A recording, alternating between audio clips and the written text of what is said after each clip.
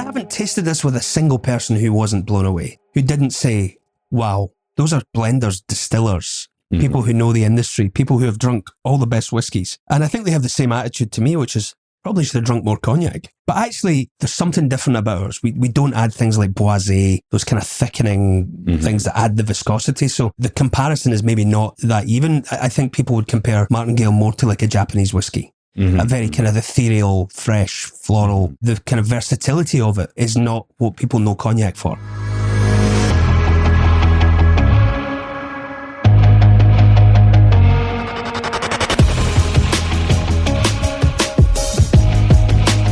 This is Hot Spot, an On the Pass series where we highlight some of the hottest emerging brands and the people behind them.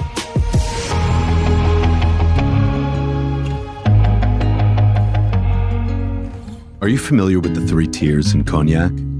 There are the distillers, the grape growers, and those that age the eau-de-vie. In cognac, it's quite uncommon for a brand to do it all, growing grapes, distilling, and aging. But our next guests are doing just that. Some would say this challenger cognac brand has been a century in the making. But first, welcome to On the Pass. I'm Gabriel Ornelas. I'm so glad you're here. If you're new to this show, I'm excited for you to be a part of our community and for you to tap into the incredible knowledge from some of the most important global figures in food, beverage, and hospitality. Do me a favor, and I'll only ever ask you for one thing. Give us a follow on Apple, Spotify, or wherever you listen to podcasts, so you can keep up with all our upcoming and past episodes. Our next guests, Guillaume Thomas and Andrew Weir, co-founders of Martingale Cognac, are no strangers to the spirits industry. Guillaume spent almost a decade at Pernod Ricard as chief financial officer for North America. He also comes from a family who has been making cognac since 1920. Andrew worked for William Grant & Son and was also at Pernod Ricard leading Aberlour single malt Scotch whiskey. Despite both their incredible pedigrees and deep industry knowledge, nothing quite prepares you for startup life. In a time as challenging as this, with a category that has also been experiencing its own challenges. But Guillaume and his family at Maison Thomas, who have been growing grapes, distilling, and aging since 1920 in cognac, are no strangers to change and evolving cultural landscapes. They've weathered numerous economic and political storms over the last century. And yet, they've never had their own brand until now. Martingale is the French word for doubling down. And both Guillaume, Andrew, and the entire team at Martingale Cognac are doubling down on the category with an exciting new style offering an exquisite balance of complexity and smoothness. You don't want to miss this episode. Now let's get into my conversation with Guillaume Thomas and Andrew Weir, co-founders of Martingale Cognac. I'm like, I thought I recognized him. My friends call me the failed child actor. The failed child actor. Yeah, the FCA. Wait, so you were a child actor? Yeah. 10 years. Anything, like what was the height of the child acting career? So I played a very small part in a very big movie 30 years ago called Braveheart. Heard of it? Yeah. So I played one of the kids. Okay. Nice. And you've been dining out on that for the last... Certainly some people have. I don't know that I have. But it's a great movie. It's the best movie about Scottish history. And yeah, I don't know how accurate it is, but it was great fun. It's a great experience. It's the best movie you did. It certainly is. It was very hard to follow that one up. Let me tell you that. Everything else straight to video. But it was an incredible experience. 30 years ago this summer, actually, is when we did it. Wow. So that's a podcast in and of itself. We might have to do that. We might have to do that next time. I got stories for days on that one. So this has been a century in the making. Guillaume, I want you to start and kind of talk about that idea in and of itself of being a century in the making, Martingale. Sure. Thanks for having us first, and delighted to be here. My family has been making cognac actually for more than a century, but we don't really have proof of it. And because we are rigorous French countryside people, we decided not to lie about anything. And so we have proof that my great-grandfather acquired initially a farm after the First World War, where there were a lot of different things: pigs, cows, wheat, and a small vineyard and a very small distillery at the time. And so we can trace back my great-grandfather starting to make eau-de-vie, which is the kind of raw material for cognac, in that farm more than a century ago. Since then, a lot of things happened, and in particular, my grandfather actually took over from my great-grandfather during the Second World War. And after the Second World War, actually using American money to rebuild Europe, he was able You're welcome. Yeah, thank you so much. Saving us and helping us build the cognac industry was a great thing. And so my grandfather built his first distillery after the Second World War, and then expanded what was initially, as I said, a small farm into one of the largest producers of cognac. And so during that century, I would say we have tried to perfect the art of making cognac. I believe it's a craft. We like to say an art in France. And we've learned a lot. I mean, we make all of the cognac ourselves, from really the nursery to the vineyards. We have one of the largest vineyards in the best areas in cognac, one of the largest distillery. We have our own aging warehouses and aging inventory. But our true art was in the distilling. My grandfather really pioneered the distillation of some of the techniques for the distillation of cognac. And so, we've perfected that, transmitted to my uncle, and now it's my cousin who's running all of the family business of making cognac. And I myself spent 25 years in the corporate world, including 18 at Pernod Ricard, which is one of the largest spirits companies in the world. And combining, I would say, my commercial, financial approach of international spirits markets, brand building with the history of the family and the quality of product that we were making, we decided that, we made cognac for a century. We think we know how to make cognac, and we think it's time for us to try and release it commercially with our own brand. And so that's how we created Martingale. I love you said the other day, it's a century-old startup, essentially. Yeah, exactly. But I would love for you to kind of just talk a little bit, because I know some of our listeners will know this, but there's really sort of like 3 tiers or 3 pillars, from growing grapes, distilling, to aging.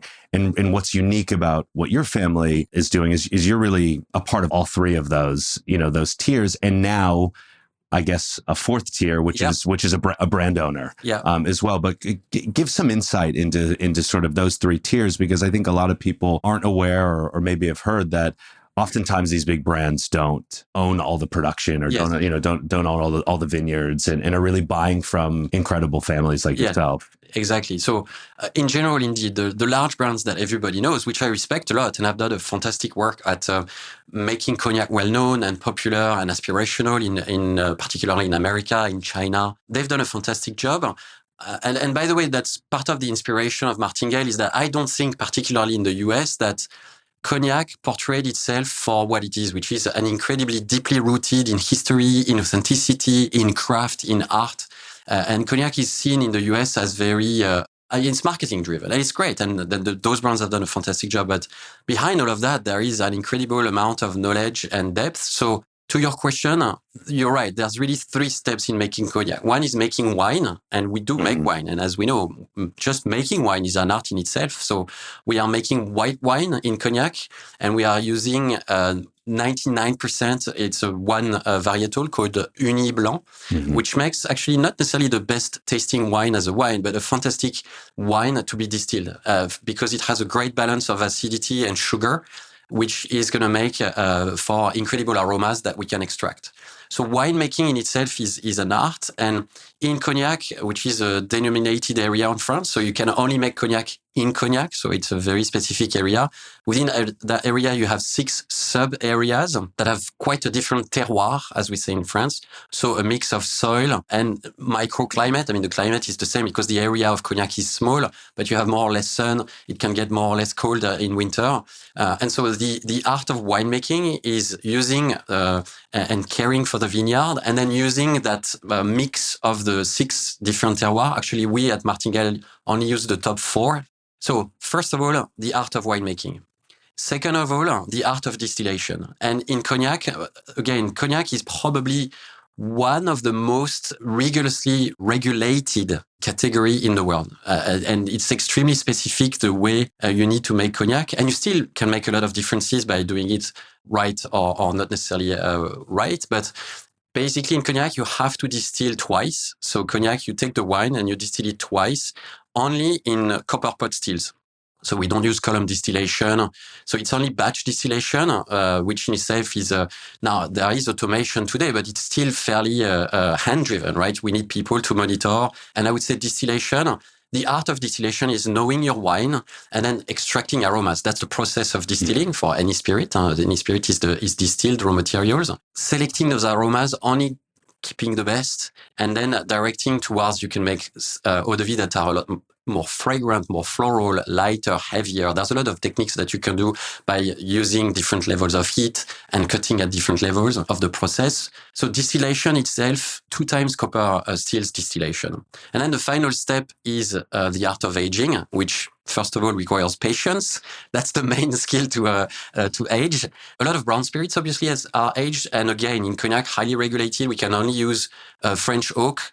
We have different sizes of barrels that are allowed, but they are also quite regulated. And then you have different types of barrels. You have new barrels. You have kind of, which are 0 to 2 years old. Then you have what we call red barrels, 2 years old to 6 years old. And then you have old barrels that are 6 years old to almost 50 years old, essentially. And so again, balancing the aging between as you can imagine, the new barrels are going to give a lot of tannins, a lot of wood flavors, vanilla, for example, and obviously color. And then the older the barrel, the less color, but the more circulation of air you're going to get. So it's just a natural process of aging and refining your spirits. So again, there's a lot of art as well in aging, blending, and using the right wood. And so all of those combined make it for the fourth, indeed, tier, which is how do you make cognac? Because cognac, by definition, is a blend. It's very rare that we will use one area, one vintage, one type of cognac. We love to use the different kinds of the growing areas, the different kinds of distillates, and the different kinds of barrels to blend and create something a bit unique with the challenge to try and reproduce it year after year and to keep the taste and the specific signature of the blend you've created. And for Martingale, we've tried to create that very specific blends by, again, trying to find our own way in each of those steps. It's fascinating. It's a fascinating world. And you've obviously grown up with it at an early age, but I want to take a lateral pivot and we'll get back to the liquid and we'll get back to cognac. But, you know, Andy, you said something the other day that I thought was great is that, you know, you both come from the warm embrace of the corporate structure and, you know, the protection of a big company. Speaking of the art and the challenges that go into making this incredible liquid, talk about what it's been like going out as an entrepreneur, having come from the big company, knowing about all of these areas and the difficulty and the works of passion. We talk so much on this show that these are works of passion. We would have all went into the tech business if we just wanted to get rich. Yeah, well, first of all, it didn't feel like the warm embrace always at the time. And I think if you're going to be an entrepreneur, it needs to be in you. You know, I don't think anyone can just suddenly become an entrepreneur. And it's not just about courage and hard work. There's just some sensibilities that you need as an entrepreneur. You need to have very thick skin. You need to be tenacious. You need to not get knocked down. Those are things that you learn in a variety of different upbringings. But I think I say this every day. I've never worked harder in my life, but I've never enjoyed the work that I'm doing as much as I am right now. And I think the main reason for that is, and I use this analogy, it's the difference between driving in a brand new top of the range SUV with the highest safety standards and you don't feel any of the bumps on the road and you've got all the bells and whistles. And that's really working for a big company because you have different centers of excellence that you can lean on. There are extremely experienced operations people to step in. We have a fantastic operations person, but when you're at a big company, you have 50 of them. You have a team of lawyers to check everything. And then when you start doing it yourself, you're in basically your old vintage sports car, right? Which you feel every bump on the road. It's a pain in the ass to manage because it's, there's always problems that you have to fix. You're in the weeds every single day as you would be in a little, but the analogy continues that in that kind of a big comfortable SUV, that's what you're immersed in. But when you're in that little vintage car, you're going to get it out 3 days of the year. You're going to get the top down. The sun's going to be shining, and the good days. The wind's blowing in your hair. The good days feel like great days. Yeah, and that's what it's like when you're running a business like this. You're running it from bottle one, and there are days when you're pulling your hair out because the simplest thing that you never even noticed was complicated at a big company was just done for you. And how difficult those simple things are when there's a few of you and you have to make it happen yourself. And you have to bring every possible skill set you've ever had and everyone you ever know has had to make something what you thought was simple happen. But yeah, you're in that moment where there are those rare days when everything's going perfect, everything's going smoothly, and you just you just smile and think, we're actually building something here. And I've been in those situations where you're like, this is living. You know, this is peak life. Here I am. I've got 2 young sons. I was recently on a trip with them, and I just remember thinking, this is what it's about, you know? And you're like, I laughed today. Oh I cried today. This is living. Nobody lost their tooth. I wasn't at the ER. But, you know, there are days when I'm like, this is why I wanted to be a parent. And it's the same thing. This is why I wanted to be an entrepreneur. Yeah. Because when things are going well, and when, you know, for me, it's about people learning about your product organically, not directly through something we did or through someone we know. A couple of days ago, someone was telling us that they had met someone who had bought a bottle of it, and we were like, but who does he know? You know, how did he hear about it? And it just turned out that he just saw it on the shelf and was like, that looks good, I'm going to have that. We like hearing that. And that, we like hearing that. That makes sense to me. You know, when people go back and buy another bottle and say, I can't get enough of this stuff, or I've never tasted anything like that. Those are the days that you're on Highway 1 in your sports car. Yeah. The sun's in your face and the wind's blowing, and you're like, this is what it's all about. Not the day you've had it in the shop for 6 weeks and the mechanic just told you it's going to cost 20 grand. That's the analogy. Yeah, I love that. Were you already deeply passionate about cognac, or was it this encyclopedia of a man, you know, to the side of you? You should get my cousin the next day. Okay, he's the right guy. We will.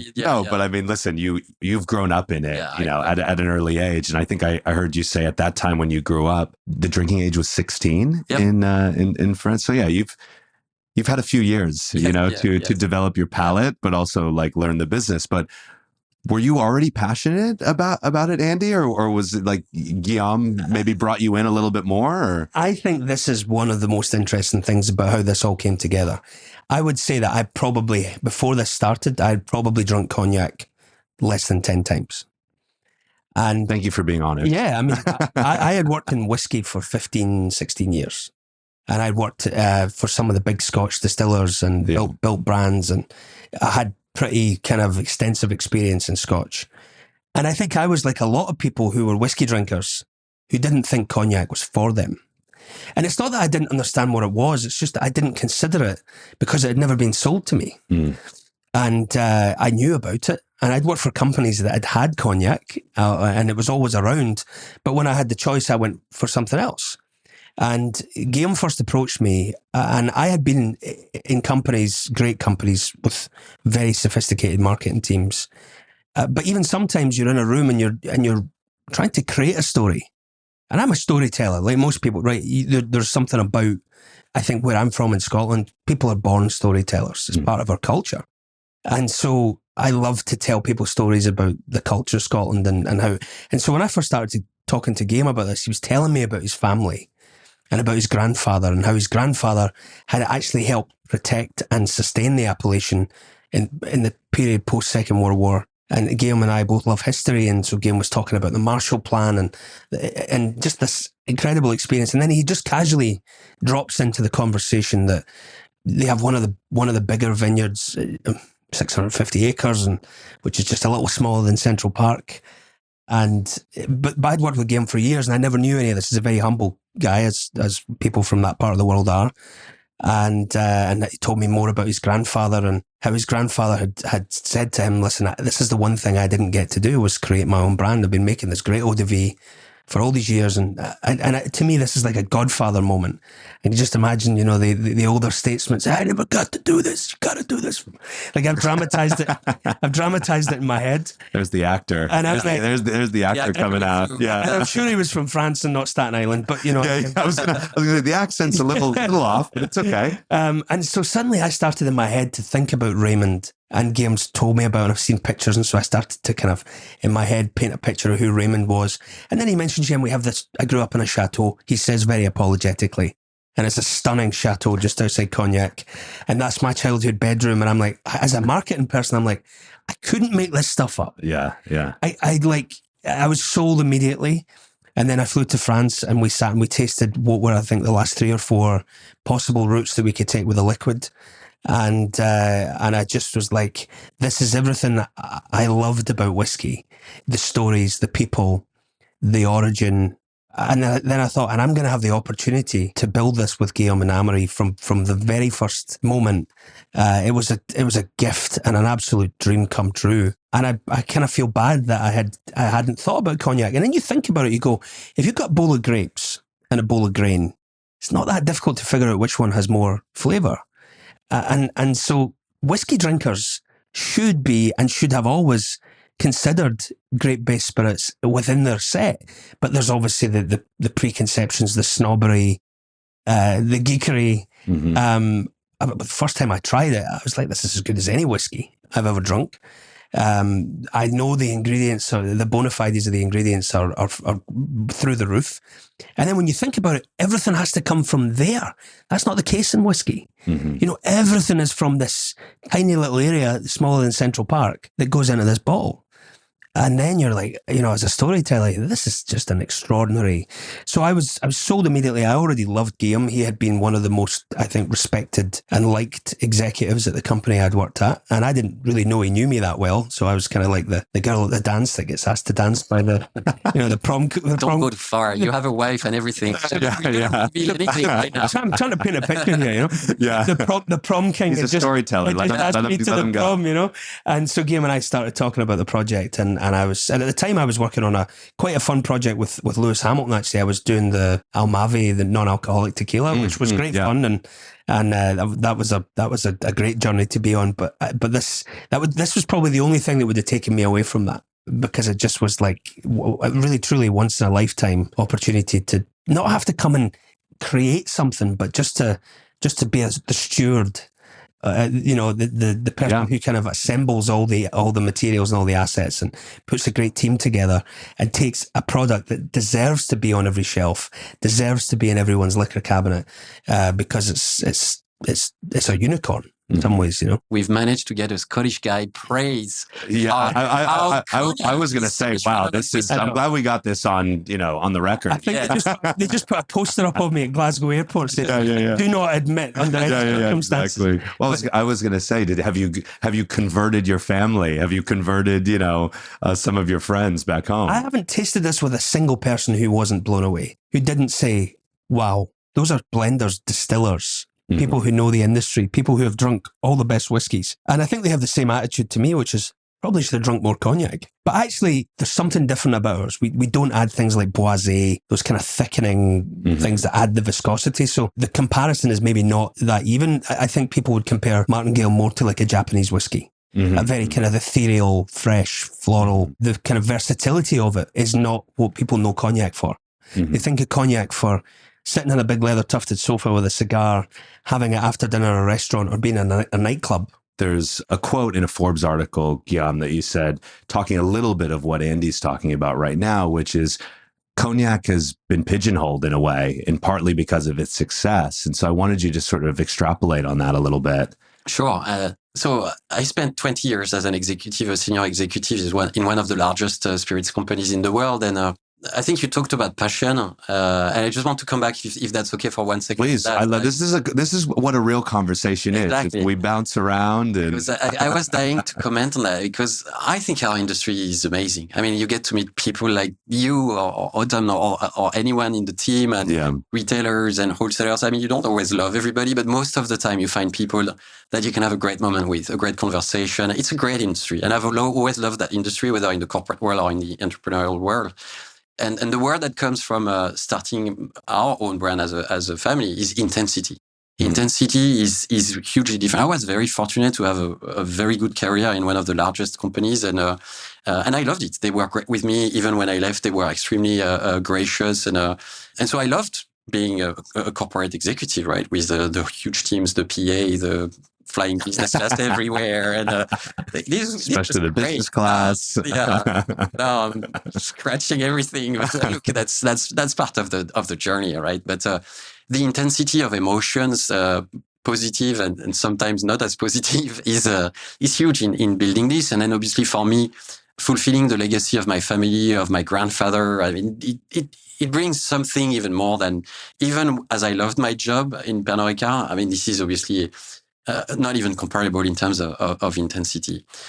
Sorry, back to your question about the category. So I grew up in cognac and I've always loved cognac. And I think cognac has been pigeonholed indeed, and for good reasons, right? When the brands we know that have been successful, particularly in the US, have been successful. I mean, it's an incredible business that they've built over the last decades. And because that success was built in a very clear positioning, consumer target, occasion, and there was growth there. I mean, why not go after it, right? It was a smart business decision by those brands. But what that has done is that cognac has really been, for me, from a product point of view, but then from a consumption point of view, quite narrow. So cognac is either indeed for, pardon me, I don't have anything against old people. I love my dad and my uncle, but it's either for old people in a leather couch or it's party time and nobody really cares about what they drink. And that's great, right? It's fulfilling some needs of some consumers and fantastic. But I do think there's so much more to cognac to bring an incredible tasting experience, the taste of cognac, the refinement of indeed using wine, distilling it, finding those aromas, aging it, and creating that and educating as well consumers about why this is great to taste a cognac, what makes it great. That I thought there was an opportunity to try and market cognac in a different way in the US, explain why it's the result of a lot of craftsmanship and skills and art and work and patience and age. And I wanted to try in our very humble and small way for now. We're just a startup, right? But try and bring that newness. And one of the reasons why Andy is a fantastic entrepreneur in itself, and you could see it even in the corporate world that he had that that grit and that creativity and that energy and that independence, and but as well all the marketing and sales skills that I didn't necessarily have because I come more from a finance and strategy background. But there's a reason why Andy, from his Scottish background. Actually, we have two other team members who are from Scotland and from the Scotch whisky industry. That I think that in our industry in general, the Scotch whisky brand have been the best at creating stories that are anchored on product quality, product authenticity, explaining the process, not in a boring way, but in a way that consumers can relate and understand why a certain product is going to be of a certain quality. And I think the Scotch whisky industry has been amazing at doing that. I think the cognac industry has been amazing at marketing and creating lifestyle brands. Sure. And I thought that there was a great opportunity to create a new way for consumers to understand and enjoy cognac. And that probably required the skills of the people who've done it the best, who are the Scottish people, I find. Mm-hmm. So when you talk about that need you saw an opportunity for change, are you talking about specifically like from a flavor profile perspective? Because, you talk about maybe people recognize cognac for sort of these wood oaky sort of like flavors or sort of these dark coloring and everything, which sometimes there's additives, but we have it in front of us. Why don't we have a sip and talk me and our listeners through what makes this juice different and the approach that you all wanted to take with this? And I may start by the people who know cognac, whether they like it or not, have preconceived ideas about what it is, right? And not so much what it is as what they are going to experience. So there's a level of respect for intensity, darkness, strength, robustness, sometimes harshness, sometimes sweetness as well. So that people have grown to like that. Like sometimes I hear people, and I think there was actually a couple individuals online who did reviews, and they are more traditionalists in the sense where they're like, love this, love design, love the juice, but it's missing that oakiness, that leathery, that I've grown to or become accustomed to. Yeah, I would say the best analogy that I could use is cognac is not too far from Bordeaux. And as a drinkers, I love wine. My cousin loves wine. He's actually a wine an enologist by training, so he knows how to make wine and etc. The analogy is that if you think about Bordeaux, say 25 years ago, when Robert Parker kind of rated some of the wines extremely high and actually almost forced all of the Bordeaux wines to be oaky, aged in oak, vanilla, all of those flavors, which are great. And a lot of consumers love them. And I respect that. And sometimes I do enjoy that. But if you think about today, and my cousin Amaury speaks really well about it, he said, but that's not exactly what I like in my generation. What we like is wines that are more vibrant, that talk about the terroir, where you can taste the fruit and the complexity of aromas that come with good aging. And so our analogy is that cognac has also been based, and great, some consumers like it. And I do enjoy, by the way, an old, very old cognac in certain occasions that is going to have that kind of leathery cigar notes, earthy notes. I mean, that's or rancio. We talk about rancio in the cognac.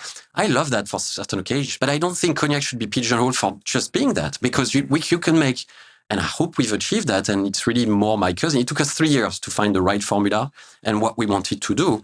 To create that product is going to be more on the freshness, where you can taste more fruit, taste more floral notes, taste a bit more elegance and refinement, and have a very silky, smoothie also mouth, not that very harsh and full of tannin and full of wood mouth, because we try to minimize that, so that we could bring an experience that I think is also closer to today's consumers' needs. And you look at the world of wine, some of the best, most successful Bordeaux wines today have evolved from being just on that very oaky note to being, and can be enjoyed, by the way, slightly younger than they used to.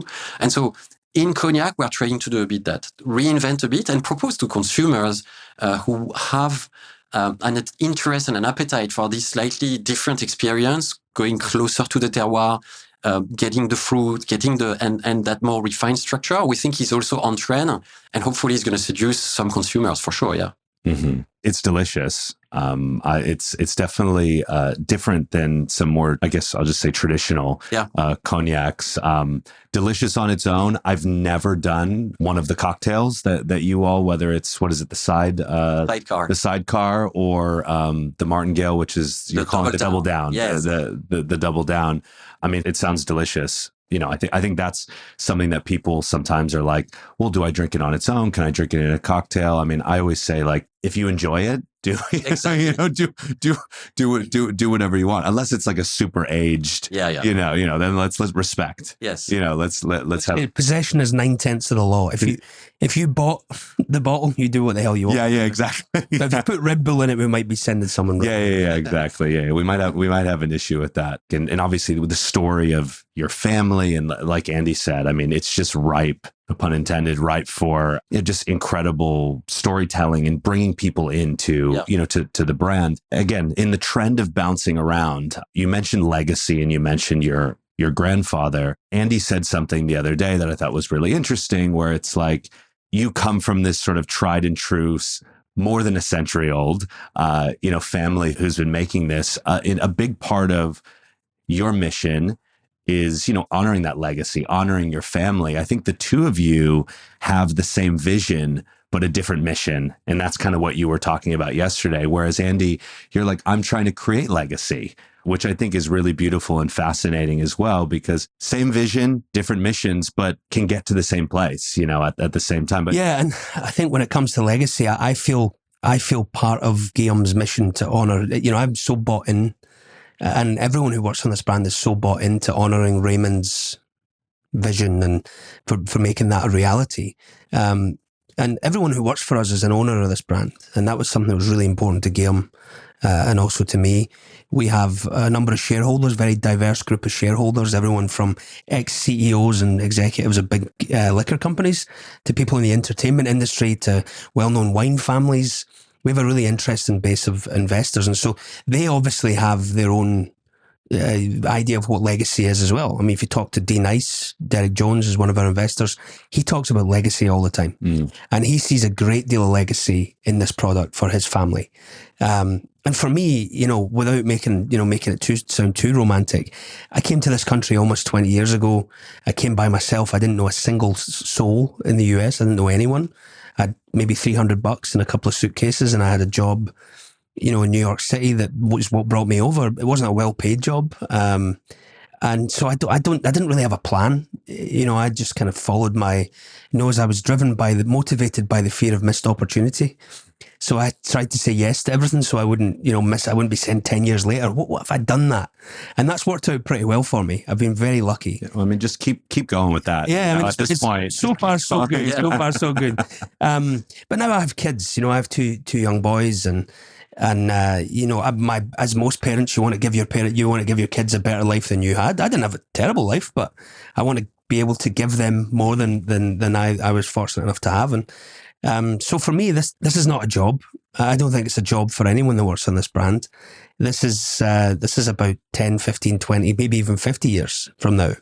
And, to work on something that you helped create that will still be here after you're gone is a very special feeling. It's a really amazing emotion that I haven't been able to really experience before. And it's quite funny. This probably will get me in trouble for saying this, but I have a 5-year-old and an 8-year-old, and they both say Martingale in a French accent for some reason. I'm not really sure why, but they say, "Where are you going, Daddy? You going to the city? You going for Martingale?" I'm like, I don't really understand. Was that good? Was that good? It's not too bad. It's not too bad. Yeah. It's true. He can do it. Come on, they're 5 and 8. Come on. So I don't think they really know what it is. They think it's beer, I think. But it's kind of a cool thing. Whatever happens here, and I fully expect this to be something that will outlive us all. I love the idea of honouring this rich family legacy while also every one of us is building our own legacy. Mm-hmm. And that's all different to all of us. Everyone who works on this lovely journey is doing it, and is doing it for their own reasons and building their own legacy. It's special. And I went around to someone's house recently and I took a bottle, and the guy took me aside and said, that's the coolest thing I've ever seen. You just brought a bottle of something you're involved in. Like that's kind of a flex. I was like, it's not really a flex. I was just, bringing a host gift. But he said, no, I mean, I want you to take that in the right way. Like, I think he's just like, I'm really proud of you. Yeah. And I've worked on things that I've been really proud of before, but nothing like this. Yeah. Yeah. This takes it to a whole new level. We talked about launching in one of the toughest times. Guillaume, your family has been through world wars, seen the hills and valleys of life and economies and everything. What has that taught you? Between that and the corporate world, taught you about this challenging time that we're in not just the cognac category, but a lot of categories are feeling it. Yeah, you're right. I mean, it's cognac is one of the oldest categories in the industry, and cognac being one of the most luxurious spirits and slightly smaller than, say, whiskey or vodka. Cognac has been very cyclical, much more cyclical than other categories, with highs and lows. And there were almost every 20 years there's a big crisis. Something happens like that. So and people in cognac, it's a small rural area, quite far from, it's not too far from Bordeaux, but quite far from any big city. So people in cognac are very down to earth, I suppose, right? By the being close to us. Not all of them. Don't go that far. Okay, just kidding. Okay, fair enough. But anyway, I think people have learned to be resilient. People have learned to weather the storms some people, the danger is getting overexcited, obviously, in high cycles. And there are stories of people who had built a fortune in cognac and just burnt it. So not, to your point, not everybody is down to earth, and that's the danger. And so I think it's a mix of, and in our family, we have a lot of different personalities. My grandfather was a builder and an eternal optimistic. Mm-hmm. My father is an extremely good manager, finance guy, very pessimistic. And so you probably need those. You need the yin and the yang. So it's really that balance of, you need to always be able to take risk. And the word Martingale itself is a symbol and a celebration of taking risks so that you can fulfill yourself and find your success in life. So you need to take risks, but you also need to build the resilience, right? It's not about placing stupid bets and being crazy. It's because it's such a long history and you want to build legacy. We talked a lot about legacy. It's really about finding that balance and that patience as well, of knowing that we're not here to do a kind of short-term hit and take the money. This is a really long-term family story that we are trying to build, and we'll have to weather the storms. And right now, let's be honest, history will remember us, hopefully, or the small history of spirits at least will remember us. But history will remember that we launched in the toughest times in at least 50 years, for sure. Mm-hmm. And so to do that, we need to keep going, keep the patience, keep the passion as well of trying to break through in such a market. and keeping that optimism that we are confident in what we have and that it's going to meet the consumer needs and the market is going to turn and we are going to be able to build that. But at the same time, being cautious and resilient in managing our cash, which is kind of more general startup. Any business would have to do that. Any startup would have to do that. So that's good thing we know a good CFO. Yeah, that's exactly. A CFO for sure. Good CFO. We don't know. Time will tell. Yeah, exactly. Yeah, legacy will tell. Exactly. Well, I think what's always interesting for me is like, we've talked a little bit about the juice and sort of like this new path and sort of charting a new course a little bit. Not only with the way you're approaching the brand and the storytelling, but also obviously with the flavor profile and everything as well. How do you look at building an audience and building a community essentially around that and bringing new people into the category? Because like this product has an opportunity to bring not just younger, but new people who are like you said, you're like, I drank cognac maybe 10 times before, but all of a sudden you try this and you go, oh, I'm a cognac drinker. Didn't know it, but now I am. But how do you think about that from a marketing and storytelling perspective?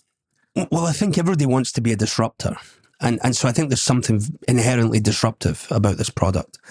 But it's also, it augments the category. So I don't think this is a zero-sum game.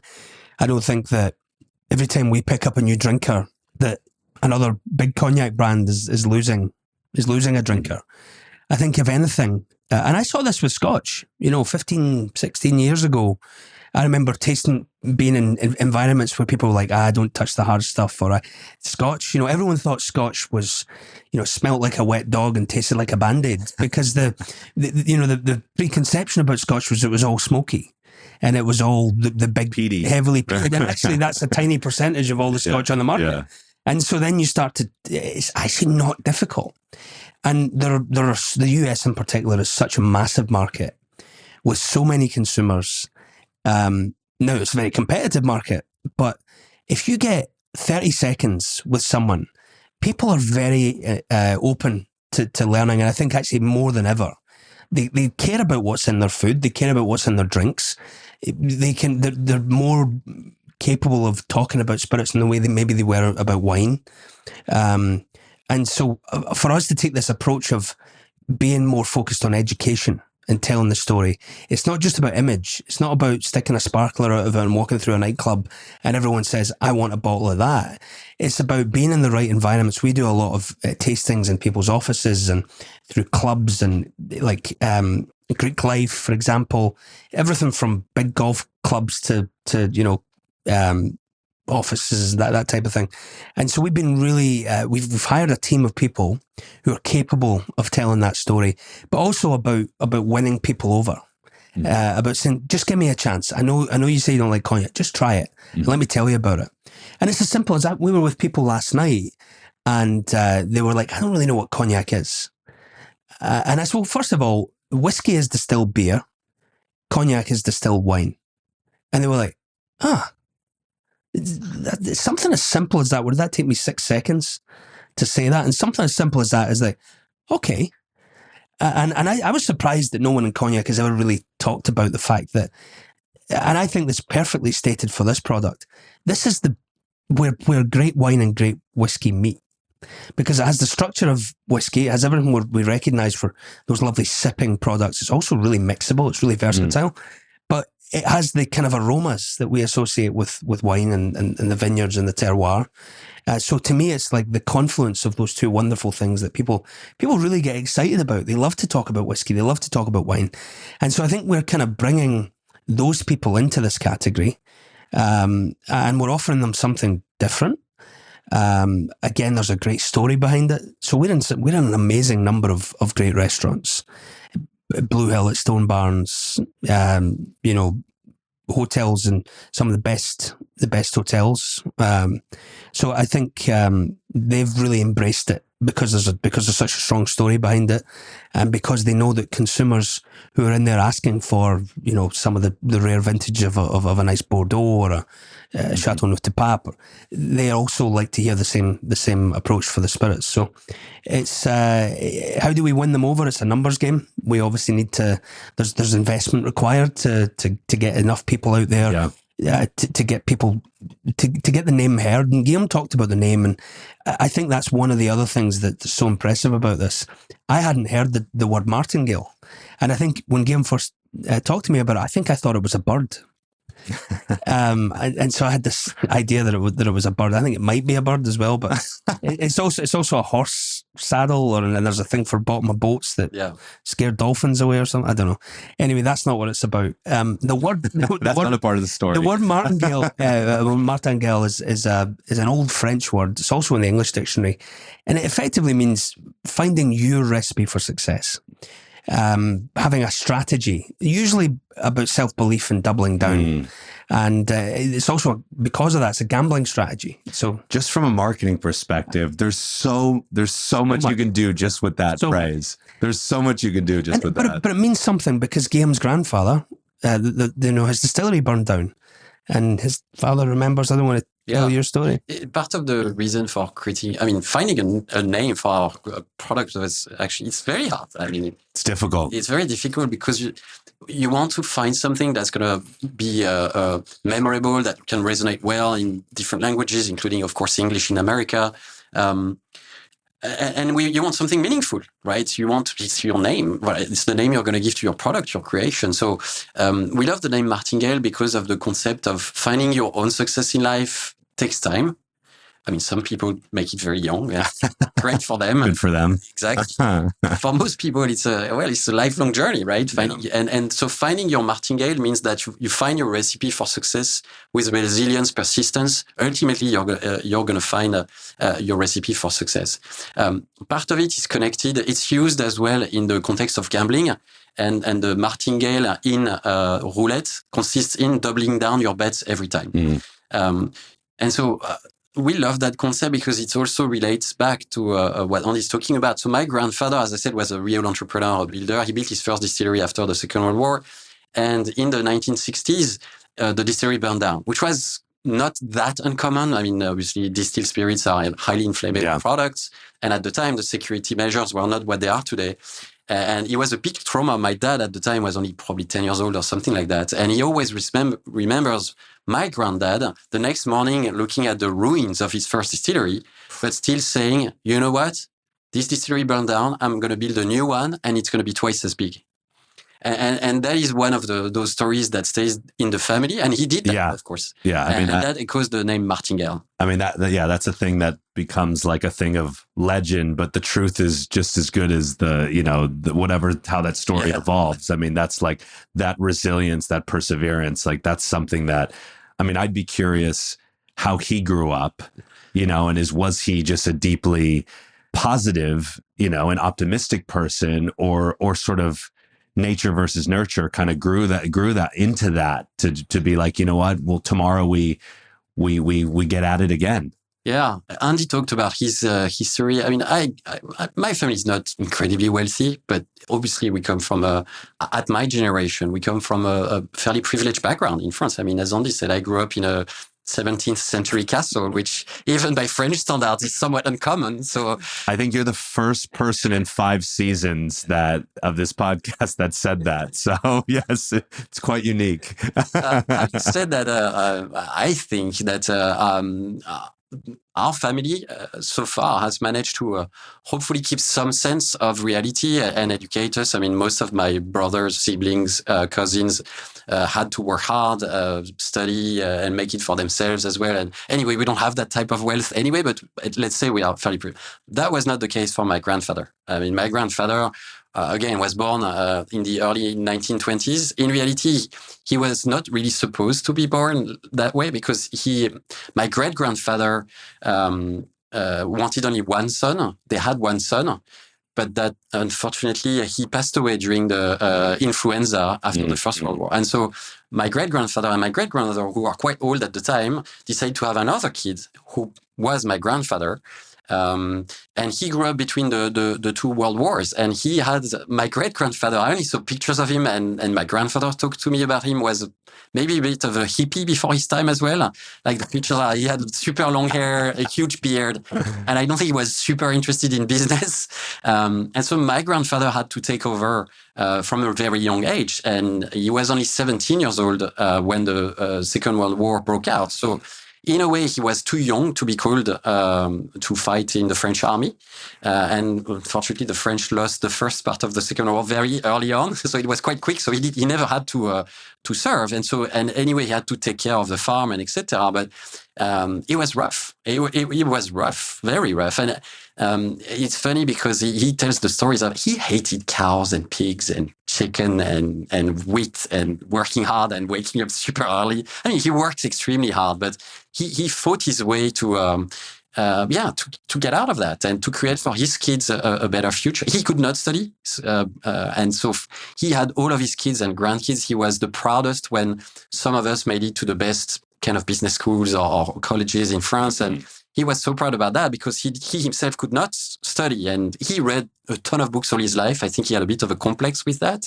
But so yeah, and he was probably served him well though. I think, you know, so, yeah. I mean, and I was extremely close to him. I mean, he was I was privileged enough that I grew up really next to him. And we spent a lot of time together in the vineyards, in the distillery. I was following his footsteps in the rugby matches. Rugby is a huge game in the southwest of France. So we used to watch the games together. And, he had a very, solar personality where he would enter a room, he would talk to everybody and people would be attracted to him. So, and yeah, I think he had that optimism, that willingness to succeed and to drive. And so yeah, he comes from a very different background, very different era.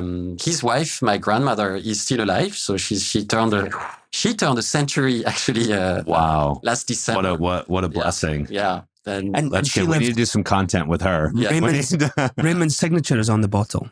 That's incredible. And she lived to see that, which is beautiful. Well, you obviously, and I love hearing you talk about, you know, your grandfather and everything. And obviously a lot of those attributes have been imprinted on you, you know, in a lot of ways. But I'm curious, you know, hearing you talk about him and kind of light up when you talk about him, you know, 50 years from now, or let's say a century from now. Yeah. Okay. What do you want your grandkids or great grandkids to say about you? Yeah, it's such an important question. I don't think too many of us think about it all the time, actually. And it's quite scary, right? As well, because it means that it's going to end for us at some point as well.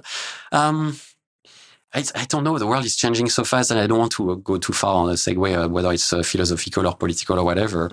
I suppose I would love to be remembered more for strong qualities like human qualities, rather than necessarily a business achievement. Although business for me is a way to have a positive impact. And I'm not here to say, oh, business can solve the world. I leave that to the tech companies that think that they can do that. But I think. I mean, look, the family business itself provides jobs to around 60 people, for example, and creating Martingale, we're 7 of us now. As Andy said, I made it a point that I wanted every employee to be a shareholder, because I think that, I think if my grandkids could know that, yes, I built a business, it endured, and we did that with strong values, and we had a positive impact, even if it's for a somewhat small number of people. I think I would love that. And I think I would hope that they also will remember me as a loving grandfather. That means that I will at least live to see that. So that would be the good news as well. Andy, what about you? Well, so when you asked that question, I flipped it to the question I mostly get asked, which is, what do you think your kids will do when they're older?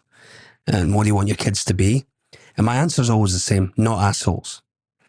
And so I'm more focused on building their human qualities than anything else. You know, I don't know what they're going to do for jobs. I hope they get jobs. I hope by that time AI hasn't taken all the jobs. But I think to be remembered, as Guillaume said, for the things that you did for other people, and also a level of curiosity. You know, to me, there's very few qualities more important than being curious. And I think my mantra in life, and I want that for my kids as well, is ask every question, is be a sponge, and really remember that you can learn something from everyone you meet. When the chambermaid comes in your hotel room in the morning and you ask them how their day is, or you can learn something in that moment. You can learn something from the brightest minds, from the kindest people. And so I think that's, my father died when I was young. He died when I was 18 and he was only 49. And, when he died, like 1,000 people showed up to his funeral. And, he was very popular, very social. And people all they kept saying was, you know, he was a really nice guy. And so we have a bench in my hometown now and it just says, Davy Weir, a really nice guy. And I'd be okay with that. If I didn't write any books, if I didn't have any awards named after me, if people could just remember me for being good, and I'll take that. I love that. Okay, so this month we're celebrating a year anniversary. How are we celebrating? By working our asses off. Keep going. Like we do every day. I mean, it's very seasonal cognac, so we're getting into high season. High season, so we're celebrating by hopefully selling some. But we're certainly going to market. We just had a great conversation with a couple of our investors the last few days. We want to tell the world. I mean, we're extremely proud of this product. And we talk about this word martingale, and, you know, it really is connected to legacy. We're all out here finding our martingale. What is our martingale? And that's so relevant. It's so resonant for people. And so we'll probably do a lot around that. And, you know, what's your martingale? Believing in yourself and having a go. And we do a lot of events. Like we're out, we've been really lucky that big blue chip partners have come to us. You know, when I was at big companies, you didn't get any of that stuff for free. We're fortunate that people have said, no, we just want to work with a brand that aligns with what we're about. You can pay us when you're a big brand. Right now, we just want you there. So you'll see a lot of that from us. Probably some more online stuff. And we also have a 375. So we're releasing a smaller size. And that's really important to us, not just because the bottle's beautiful. It's really, really beautiful in the small size. But it kind of lowers the barrier to entry for people, and it brings more people into the brand, which is important for us. And so that's coming out in about 3 weeks. So there's a lot going on, but it's really just about building this brand, keep going, weathering the storm. You know, we spoke the other day, and I was like, if we can, and we're doing well in spite of the conditions, but if we can keep going through what are the worst conditions in 50 years, it's amazing. It's amazing to think about what we can achieve in a more favourable market. I always talk about the analogy of skiing in Scotland. You know, if you can ski in Scotland, you can basically ski anywhere. The skiing's terrible. There's no trees. It's just big, steep, icy hills. No, apologies to my friends at the Scottish Tourist Board. But I don't think anyone's flying there. You're definitely not getting that back in. Yeah. But, you know, everyone complains about the northeast of the US, Vermont, and places like that. I go there, I'm like, this is paradise compared to Scotland.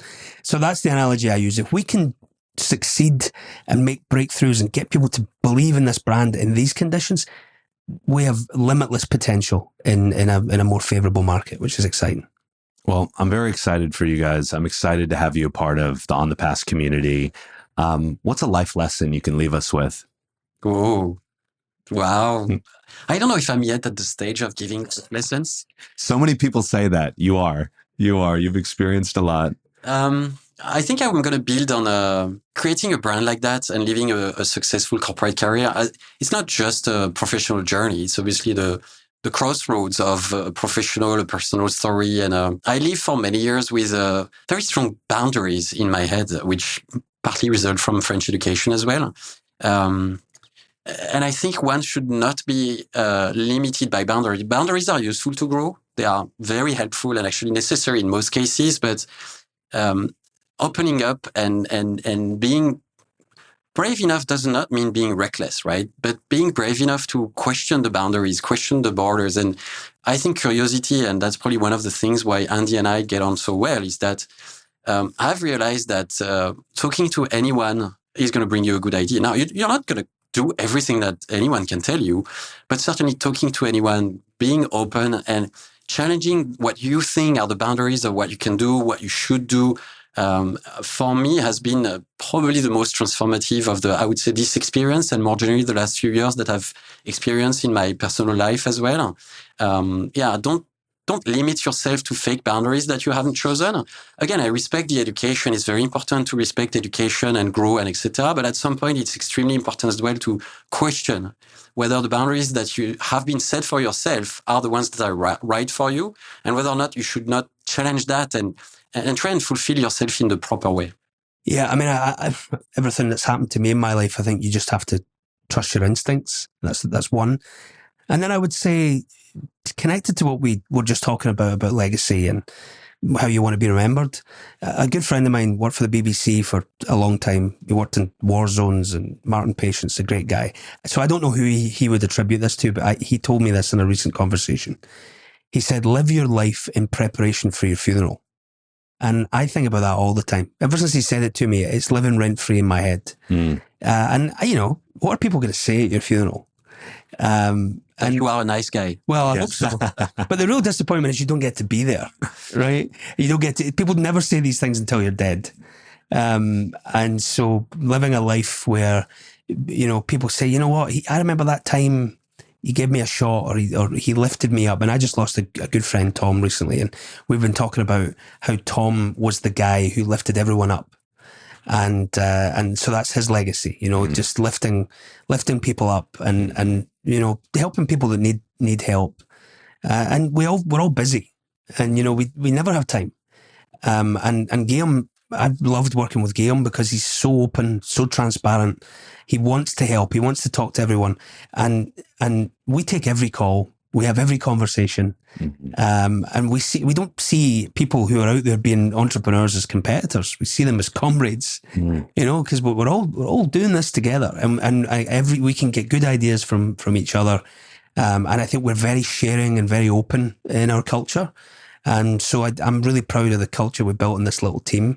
And we're really proud to be part of the On the Pass community, because what you do is so important. And, there's therapy in listening to these podcasts. So thank you for what you do. And thank you so much for having us. We're delighted to be on. Absolutely. Well, salud. Santé. Santé. Slanjiva. Cheers. Good health. Here's the continued success. Thank you so much. And to finding and following your Martingale. I love it. Martingale. Thank you, Gabriel. Yeah. Thanks very much. Salud.